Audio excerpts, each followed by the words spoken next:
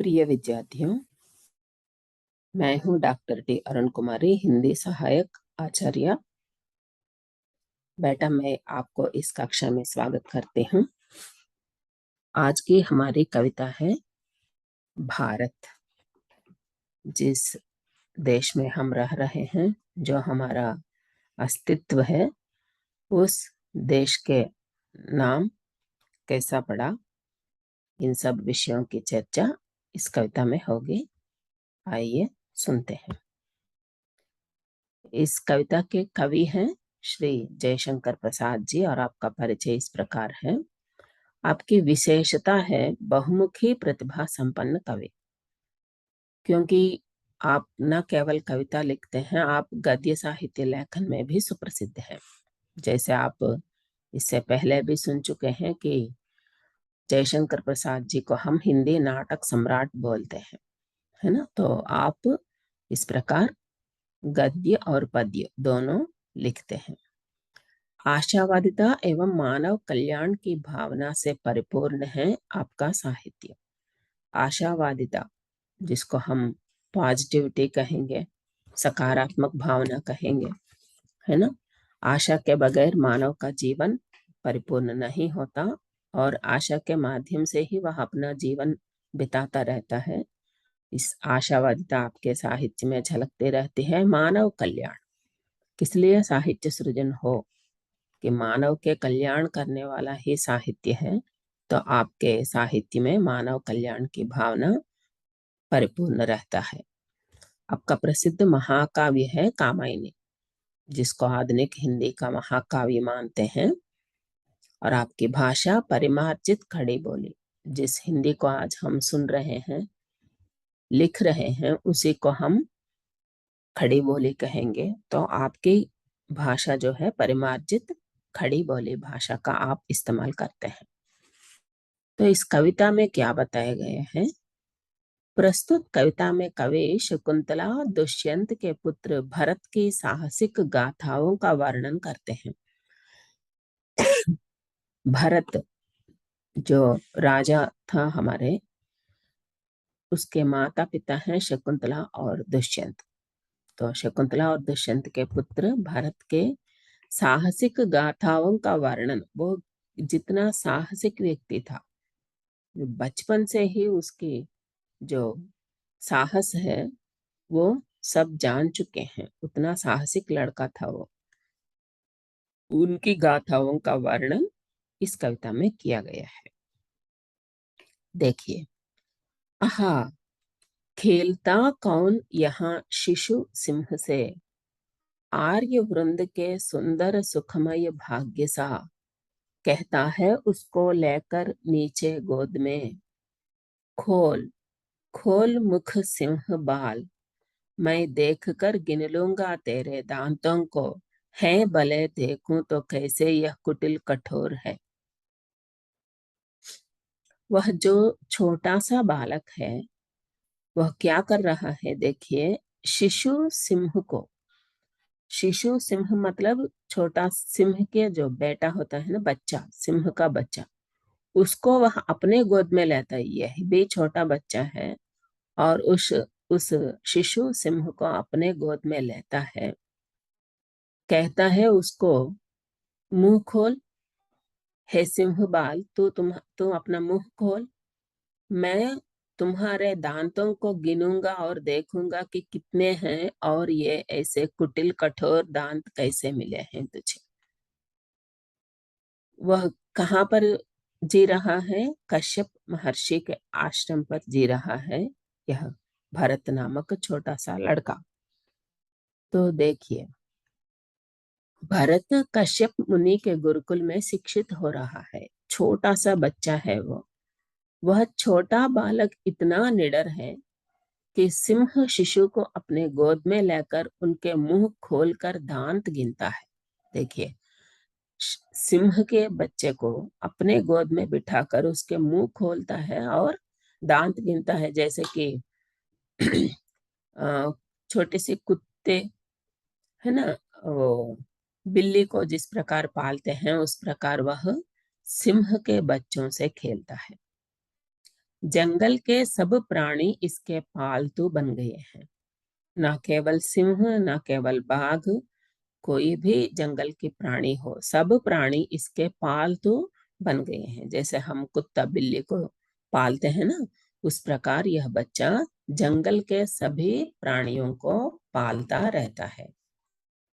देख वीर बालक के इस औद्धत्य को, लगी गर्जने भरी सिंहिनी क्रोध से, छड़ी तानकर बोला बालक रोष से, बाधा देगी क्रीड़ा में यदि तू कभी, मार खाएगी और तुझे दूंगा नहीं इस बच्चे को, चली जा, अरे भाग जा। देखिए, इस वीर बालक के औद्धत्य को देखकर सिंहिनी गरजने लगी क्रोध से। सिंहिनी जो है, सिंहिनी को अपना बच्चा चाहिए था, तो वो क्रोध में गरजने लगी, अरे ये क्या, मेरे बच्चे को लेकर ये मुंह खोल रहा है। तो जब सिंहिनी क्रोध से गरजने लगी, तो इस बालक ने क्या किया, छड़ी तान कर रोष से कहने लगा। छड़ी ఒక కర్ర పట్టుకొని ఆ సింహం పిల్ల తాలూకా తల్లి సింహిని వస్తే దాన్ని బెదిరిస్తున్నాడు ఈ అబ్బాయి. बाधा देगी क्रीड़ा में यदि तू कभी, मार खाएगी और तुझे दूंगा नहीं इस बच्चे को, चली जा, अरे भाग जा। अरे हम दोनों खेल रहे हैं, क्रीड़ा का मतलब क्या है, खेलना। మేమిద్దరం ఆడుకుంటున్నాం, మా ఆటలో కనుక నువ్వు అడ్డొచ్చావంటే మార్ ఖాయేగి, నిన్ను ఈ కర్రిచ్చుకొని కొడతా, और तुझे दूंगा नहीं दूंगा नहीं इस बच्चे को, నీకు నీ పిల్లని నీకు ఇంకివ్వను, చెలిజా, నికల్ యహా సే, ఏ పో ఇక్కడి నుంచి. ఎవరిని బెదిరిస్తున్నాడమ్మా, సింహం పిల్ల తాలూకా తల్లి, అంటే పెద్ద సింహాన్ని, ఆడసింహాన్ని. అసలే సింహిని అంటేనే చాలా కోపంతో ఉంటుంది, అది దాని పిల్ల విషయంలో ఇంకా కోపంగా ఉంటుంది. అంత కోపంతో ఉన్న సింహినిని కూడా ఒక చిన్న కర్ర చూపించి బెదిరించి, మతలబ్ ఉస్కి సాహస్ దేఖియే, అంత చిన్న కుర్రవాడు అంత సాహసంతో ప్రవర్తిస్తున్నాడు, అది ఈ దేశం తాలూకా గొప్పతనం అని చూపించాలనుకుంటారు కవి. इतना छोटा लड़का होकर भी वह सिंहिनी के आगे धैर्य के साथ खड़ा रहता है और खेल में बाधा डालने पर उसे मारने की धमकी भी देता है. ఇంత చిన్న కుర్రవాడయ్యుండి ఏం చేస్తున్నాడు, సింహినీకే ఆగే ధైర్యకే సాత్ ఖడా రహతా హై. సింహం, పెద్ద ఆడసింహం దగ్గర ధైర్యంగా నిలబడ్డాడు. और खेल में बाधा डालने पर उसे मारने की धमकी देता है. వాళ్ళ ఆటలో గనక ఏమన్నా ఇబ్బంది పెడితే కొడతాను అని దాన్ని కర్రిచ్చుకొని ఆ సింహినిని బెదిరిస్తా ఉంటాడు. ఆహా, कौन यह वीर बालक निर्भीक है, कहो भला भारतवासी, हो जानते, हे भारतवासी तुम जानते हो कौन है यह निर्भीक बालक. कवि हमसे प्रश्न कर रहे हैं, ఏమయ్యా భారతీయుడా, నీకు ఈ భయము లేని ఇంత సాహసవంతుడైన కుర్రవాడు ఎవరో నీకు తెలుసా. यही भरत वह बालक है जिस नाम से भारत संज्ञा पड़ी इस वीर भूमि की. हम जिस वीर भूमि पर रह रहे हैं, మన భారతదేశాన్ని వీరభూమి అని అంటాం. ఇంతటి వీరభూమిగా ఇది రూపొందడానికి కారణం ఇటువంటి భరత్ లాంటి రాజు ఉండటం వలన, ఆయన పేరు మీదనే మన దేశానికి భారత్ సంజ్ఞ పడి హై. భారత్ అనే పేరు ఎలా వచ్చిందంటే, భరతుడి లాంటి, శకుంతల దుష్యంతుల కుమారుడైన భరతుడి లాంటి గొప్ప వీరుడు ఇక్కడ ఉండటం వల్ల. కశ్యప్ కే గురుకుల్ మే శిక్షిత్ హో రహా. ఈ అబ్బాయి ఎక్కడున్నాడు, इससे पहले हम कह चुके हैं, कश्यप के गुरुकुल में शिक्षित हो रहा है भरत. आश्रम में पलकर, कानन में घूमकर, निज माता की गोद मोद भरता रहा, जो पति से भी बिछुड़ रही दुर्दैववश. अपने बदकिस्मती के कारण शकुंतला अपने पति దుష్యంత్ से बिछड़ी हुई है. అంటే తన దురదృష్టం కారణంగా దుష్యంతుడి దగ్గర నుండి విడిపోయి ఉంటారు శకుంతల ఒంటరిగా. అటువంటి ఒంటరిగా ఉన్న తల్లిని తండ్రి సహకారం లేకుండానే ఉస్కా గోద్ మోద్ భర్తా రహా, ఆమెను సంతోషంతో ఉంచుతున్నాడు భరతుడు. ఆశ్రమం में पलता है कानन में घूमता है. ఒక ఆశ్రమంలో తిరుగుతున్నాడు. నిజానికి ఎవరితను? రాజకుమారుడు. ఎక్కడ పెరగాలి? है ना? उसका पालन पोषण कहाँ होना चाहिए? राजमहल में होना चाहिए. राजा का बेटा है वो. लेकिन कहाँ पर है आज? कानन में है, जंगलों में घूम रहा है. फिर भी वह इतना साहसी बना हुआ है और उसमें आशावादिता भरा हुआ है. वह दुख का पटल भी उनके पास नहीं है. एक छाया मात्र या रेखा मात्र भी दुख उसमें हम नहीं देखते. वो कभी नहीं पूछता कि मुझे ऐसा होना चाहिए था, मेरा पापा होना था, मैं राजमहल में पले बढ़ना था मुझे. लेकिन वो ऐसा कुछ भी नहीं कहता. जो मिला है उसी से संतृप्त है और उसी में अपना व्यक्तित्व का निर्माण कर रहा है. देखिए, छोटा सा बालक होकर जंगल के शिशु सिंह सभी सहचर रहे, रहा घूमता हो निर्भीक प्रवीर यह. वह सबके साथ घूमता रहता है. छोटे छोटे शिशु सिंह माने सिंह के बच्चे, सिंह के बालक, ऐसा एक झुंड होता था. उनके साथ यह भी घूमता रहता था. वो सब इसके सहचर हैं. అంటే మనం అంటామే ఫ్రెండ్స్, మిత్రులు ఎవరు అని. ఈయన మిత్రులు ఎవరు? పులి పిల్లలు, సింహం పిల్లలు. जिसने अपने बलशाली भुजदंड से भारत का साम्राज्य प्रथम स्थापित किया. तो यही भरत आगे बढ़कर जब वह बड़ा होता है तब अपने पिता के पास जाता है. पिता ही आकर इसको अपने पास लेके जाते हैं और अपना साम्राज्य इनको सौंप देते हैं. तो अपने भुज दंड से, माने अपने बलशाली भुज दंड से, शक्ति से वह भारत का साम्राज्य प्रथम स्थापित किया है.